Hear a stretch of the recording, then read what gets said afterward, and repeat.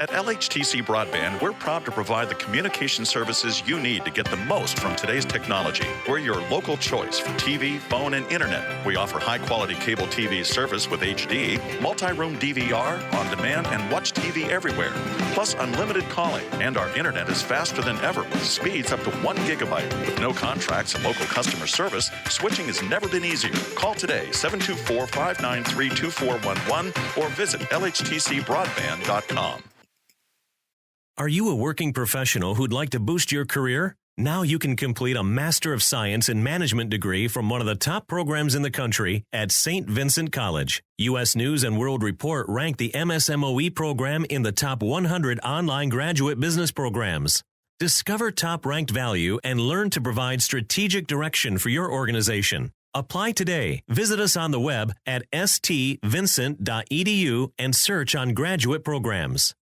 Good morning, everyone. This is Heritage Happenings. My name is Jared Bundy, and I'm your interim host of Heritage Happenings here on 97.3 Light FM, 1480 WCNS, and online at 973lightfm.com. Heritage Happenings is also available as a podcast the week following the show by searching for Laurel Highlands Happenings on iTunes, Stitcher, or wherever you get your podcasts.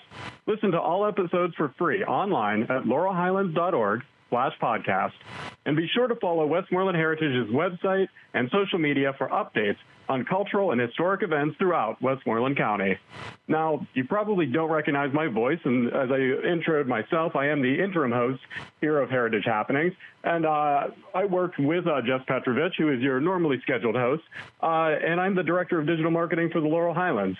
So I know a lot about the podcast. I edit the podcast every month, and I've also been a lifelong Westmoreland County resident and worker. So, you know, I love the county. I am excited to contribute to this radio show and to the podcast and be a part of Heritage Happening. So thanks for sticking with me. Our sponsor today is Saint Vincent College, which is very appropriate because today's guest is also from Saint Vincent. David Safin is the Assistant Professor of Communication at Saint Vincent College in Latrobe, Pennsylvania. He holds a Master of Fine Arts in Film and Digital Technology from Chatham University in Pittsburgh, where he completed the thesis paper, You Had to Be There, Documentary Techniques in Narrative Comedies.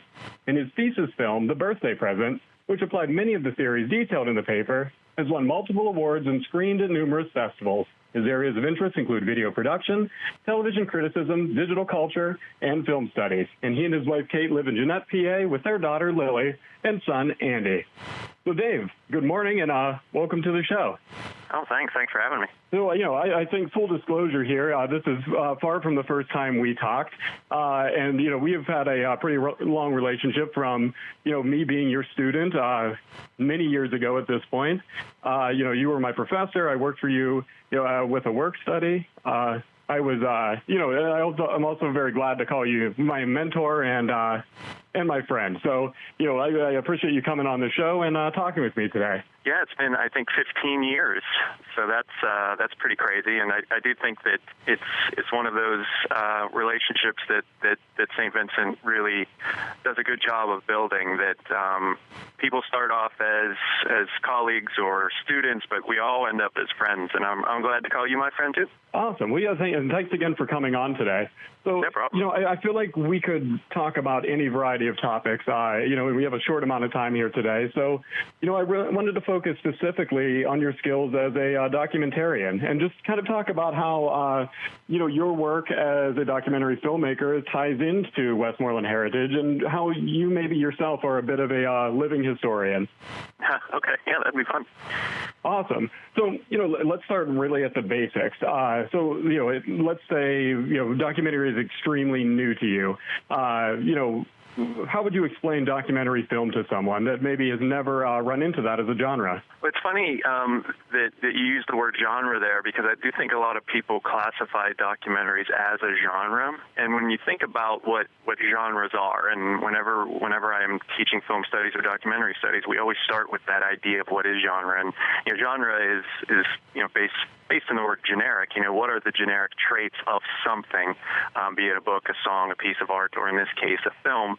And we tend to think about, you know, horror movies, science fiction, comedy, romance, those types as genres, and we can all think about what traits exist, what tropes exist in all of those. And documentary has kind of been described as a genre because it's based in reality. It's nonfiction. But I think that over the last couple of decades, with the explosion of documentaries, it's really become much harder to define what traits or tropes are specific to documentaries, because you have some that are observational, that are more historical, and now you're getting some that are just so much more stylish and cinematic that I think that documentary has expanded even beyond what you would call a genre. And I think its recent success via streaming through Netflix or through cable, through HBO, what you've seen is that we're focusing so much now on just stories and storytelling, and the documentaries are focusing on really the stories of reality. There's so much drama in our everyday lives that anywhere you look, you're going to uncover something really fascinating. And I think that, as digital technology becomes more ubiquitous and easy to use and attainable, and services like Netflix or even YouTube or Vimeo, where it's free to distribute, you're going to see more and more people telling more and more creative stories based around their everyday lives. So I think that idea of documentary or documenting is just people telling their stories without having to, craft something original or new or something that is based in fiction. I think that you're just finding that as we look around our lives, we all have stories, and more people are having the opportunity to tell those stories. And that's great. And so why do you think this is a worthwhile pursuit in addition to major cinematic film releases and things like that? Well, as you mentioned before, you referred to me as a documentarian, and that's nice of you to say. I don't know that I necessarily am one. I think I'm more just a storyteller. And when you mentioned my thesis film, The Birthday Present, that was actually the last narrative that I wrote and produced, a work of fiction.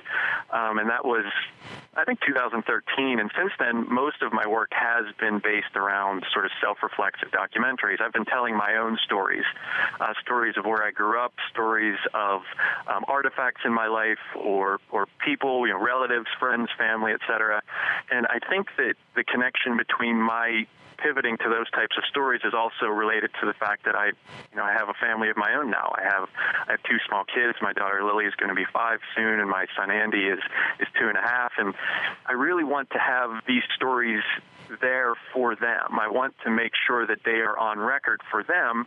And then I found that there are people who are interested in the stories beyond that limited audience. I made a short video about my hometown of Roscoe, Pennsylvania, and I really made that, one, because I had a GoPro camera and I wanted to test it out, but two, I wanted to show my kids where I grew up and what it was like to grow up there, and what it was like to grow up in this small town with this grid pattern where my grandparents lived a block away, and where everything I needed to access, be it a baseball field or a church or a grocery store, was available via my bicycle. And that's not the experience that we have now.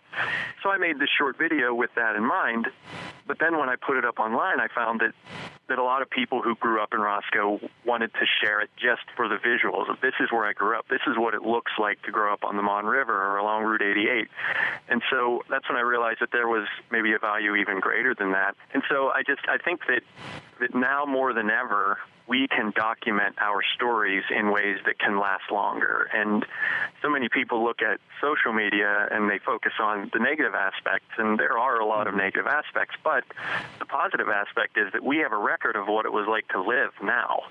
And when you go on, Facebook or Twitter right now, you're seeing a lot of positivity being shared. You're hearing a lot of stories about people connecting, and in a time when we're not really able to be together. And you hear this term social distancing, and it's more physical distancing. We're not able to be physically next to each other, but socially we're still connected.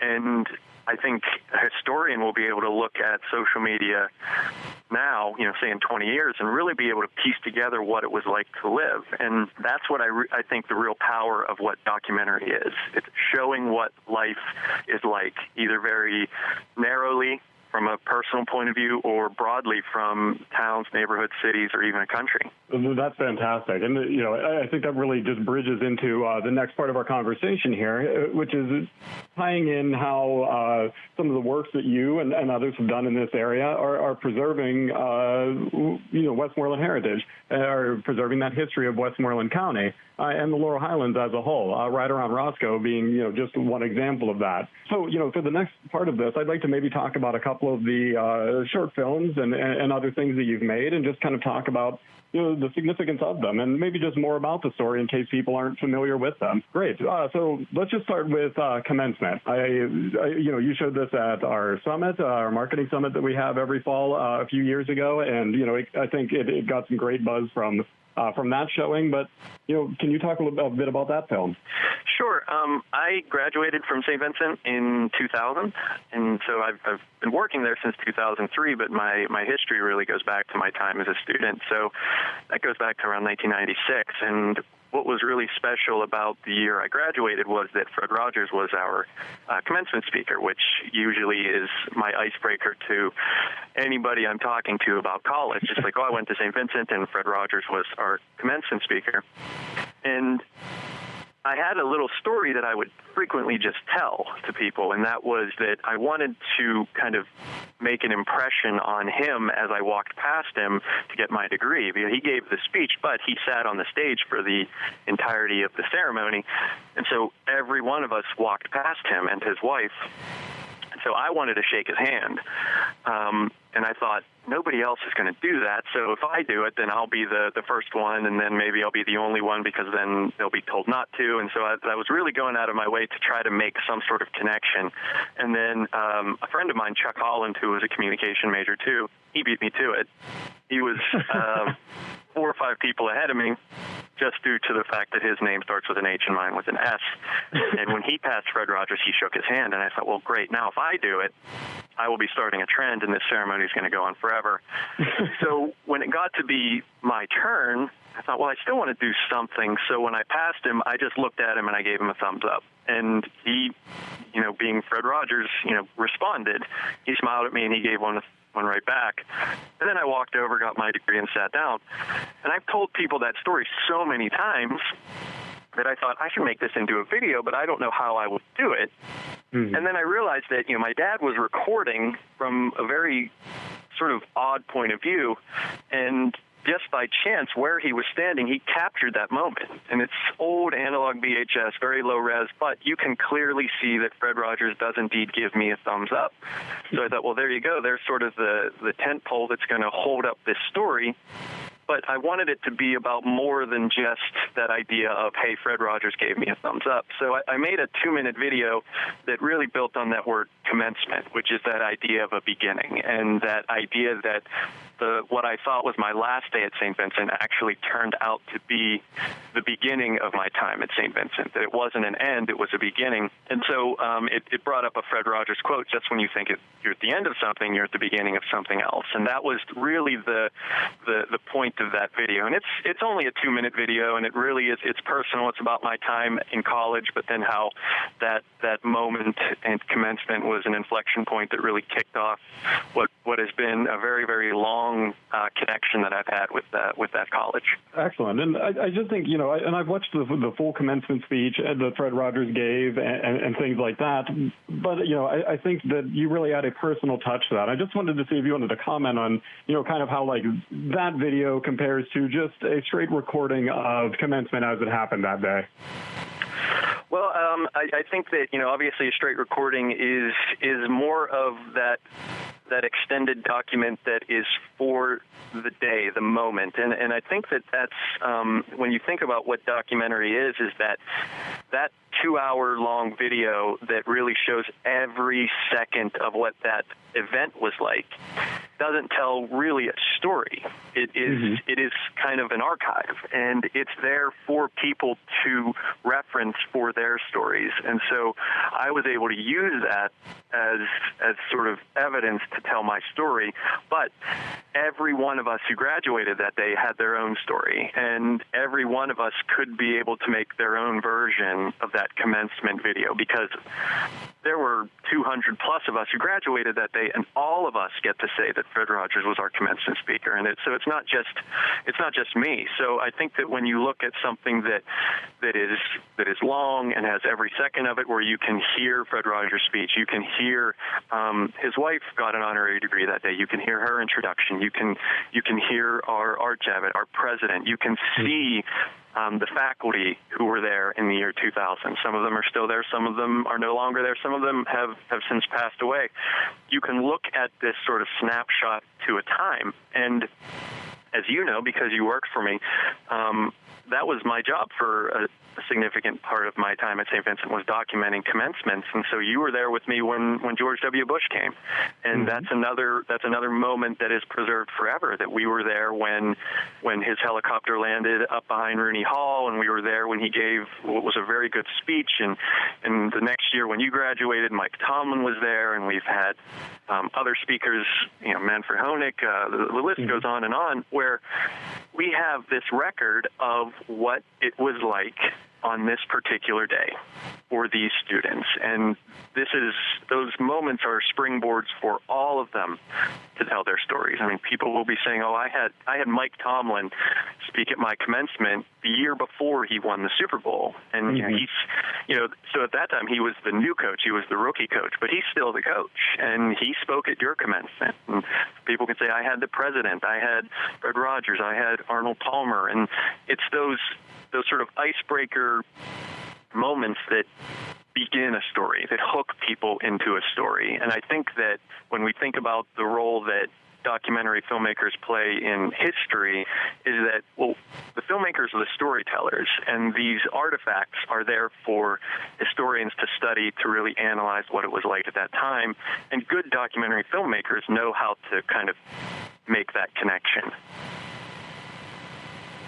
That's excellent. And, thank you so much for preserving a story like that. I think with all the other Fred Rogers texts and documentaries and feature films and so many different ways he's been tackled, that short, 2-minute film, it just makes such an impact on me. And I know it has to many of the people I've showed it to as well. And I never realized until we had this conversation what a mirror your story is to mine with Mike Tomlin, because Jordan Bishop, shout out Jordan, was obviously B.I. and I am Bundy, B.U. So right in front of me, he walked across and shook Tomlin's hand, and I was in the exact same situation as you. So I'm a little just stunned that we had the same thought to go over and shake hands, and I didn't go over and shake hands, but I didn't do the thumbs up. I maybe should have watched Commencement before that. I hadn't made it yet, so I apologize. Well, yeah, excellent. So, there's how you took, this text and kind of made, your own story from that. So I wanted to go on to another film that you made called Fire and Ice. It's maybe more along the lines of a straight documentary. So would you like to talk about Fire and Ice a little bit? And this is not Game of Thrones, so there's no spoilers or anything. This is well before any Game of Thrones. No, Fire and Ice is, I want to say, about a 15-minute documentary about the Saint Vincent Fire of 1963. On the 50th anniversary of the fire, the college had an event to honor the chiefs from Latrobe and Greensburg, Earl Dalton and Ed Hutchison, who were still alive at the time, and also honor firefighters generally. And so they had a very, very big, wonderful event for them on the anniversary, January 28th, 2013, and they wanted to have a video to play for it. And so I was working as director of multimedia at St. Vincent at the time, so it was my job to produce video content, and to have this opportunity was really quite incredible to make something of that length, of that importance. Most videos that I had to make for the college, I didn't have much time. I would be given things like, do this interview, this moment, this event, and can we have it ready in a week? Or, if I was lucky, 2 weeks, or most of the time I had a day or two to get them up. But with Fire and Ice, I had 4 months, 4 or 5 months to work with. And I also got to collaborate with Jerome Otchen, who is known as the St. Vincent historian. He's written many books about the history of St. Vincent, and his brother, Al Otchen, who works for NBC News. They were really the creative directors and writers of the story, really pushing it, and then I worked with them as their editor, and it was a really, really fun professional relationship because they were kind of looking at big picture, and then I would give them moving images cut to music, and they got to, and I think they were inspired, and then they would come back and inspire me. So it was this really good circular relationship about the fire. But at the center of this story was that there was sort of newly unearthed film footage from the day. Anybody who went to St. Vincent has always heard stories of the fire and seen some pictures, but few, if anybody, ever actually saw what it was like that day. And so we had this aged black and white silent film that had to be something like 20 minutes to an hour in length that was digitized and preserved and was given to me to work into this narrative. And my thing was like, this is the middle of this. This is the sort of the midpoint of the film. We want to build up to it, but then we want to have a strong conclusion. How did St. Vincent respond to the fire? That was the whole point of the film. And so I let it play out for almost a third of the film in the middle. I did edit it, but I got to edit it in a way to make it look like it was unedited, and I add a little bit of sound to it, which wasn't present. But it's now used as presentations for people, freshmen, orientation, new employees. When they talk about the fire, they now have this film to show. And so every year I'll have people say, hey, I just saw a movie you made a while ago, and it was about the fire. And so that's something that internally at St. Vincent really lives on, and it really is that moment where St. Vincent had to look at itself and say, we need to kind of count our blessings that the fire didn't destroy campus, and we've grown bigger and stronger since. And it was really that kind of near catastrophic moment that kind of forced that level of change on the campus. And so in the documentary, we say that our college traces our modern history to the day of that fire, because it really had this turn to it, that we really had to look at ourselves and say, okay, what do we want to do now? And that was the point of the film. And it was as somebody who, yes, it was my job to do it, but as somebody who went there and worked there and knew its significance, it was really an honor to get to do that. And it was my last year in that role that I did before I transitioned over to being a professor, and I thought it was a really wonderful project to kind of go out on. I completely agree. And, it has to feel great to, contribute to, the legacy, the history of the college in a way, and also the entire county. That was, a major event that lived on kind of in legend and in lore, but you were able to make that into, a piece that anyone can access or enjoy, and not just, be passed down like kind of story to story or with some, old black and white photographs. So, like I said, preserving an event like that through the use of documentary film can be very inspiring as well. So the last film I kind of wanted to touch on, we kind of talked about, an event, a historical documentary, and I also want to talk about preserving the memory and history of people, and get into the last film today, The Legacy of Father Tom Devereux. Yeah, that was one that, again, you were working for me at the time, I believe, and as was Fred Findley, the owner of Fine Line Weddings in Greensburg. He was working with me as well, and I remember the three of us working on that project at an event where they were honoring Father Tom very soon before he passed away, if I'm remembering that correctly. And Joe Riley was still alive at the time, so he worked with us on that. And considering that both of those really, really great men have left us, I'm really glad that we got to do that. And I remember working with Joe Riley and interviewing him about these stories. And Joe Riley is an all-time storyteller. And just to sit with the camera pointed at him and just to hear him tell these stories about Father Tom and the legacy he left behind at St. Vincent was amazing, because I was hearing a lot of those stories for the first time as they were being told to me on camera. I knew that because I was recording it, I was going to get to share them with people from my point of view as well. They were going to be hearing these for the first time, and things about all of the events he started and planting the famous willow trees and his role in things like Wimmerfest and Chill Out and the Purgatory Dance and all those things that he was really integral in helping to create, but most specifically his role in creating the Summer Theatre, which is something that is a really has a strong legacy at St. Vincent, and I'm not a theater person in the way that you are. I've never been a stage performer and was never really involved in those, but I've always enjoyed them. My father-in-law is an actor, and I've seen a lot of his plays, and I've went to many shows at the St. Vincent Summer Theatre. So